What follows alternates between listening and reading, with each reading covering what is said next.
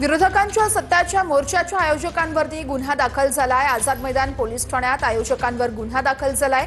बेकायदेशीर जमाव जमवल्याप्रकरणी गुन्हा दाखल झाल्याचं कळतंय। बोगस तसेच दुबार मतदारांविरोधात मविया आणि मनसेचा मुंबईमध्ये मोर्चा निघाला होता आणि त्याच अनुषंगाने ही कारवाई करण्यात आली आहे। भाजपच्या मूक मोर्चाला परवानगी होती का असा सवाल संदीप देशपांडेंनी उपस्थित केलाय। एकट्या मनसे आणि मवियावर गुन्हा दाखल का झाला असा सवालही देशपांडे उपस्थित करतायत। सत्ताच्या मोर्चाच्या आयोजकांवरती गुन्हा दाखल आणि त्यावरच संदीप देशपांडेंची ही प्रतिक्रिया। काल भाजपने जो काय सोपट एक 4-5 लोकांना घेऊन जो मूक मोर्चा काढलेला, त्या मूक मोर्चाची परवानगी होती का? मग त्यांच्यावर गुन्हा दाखल झाला का?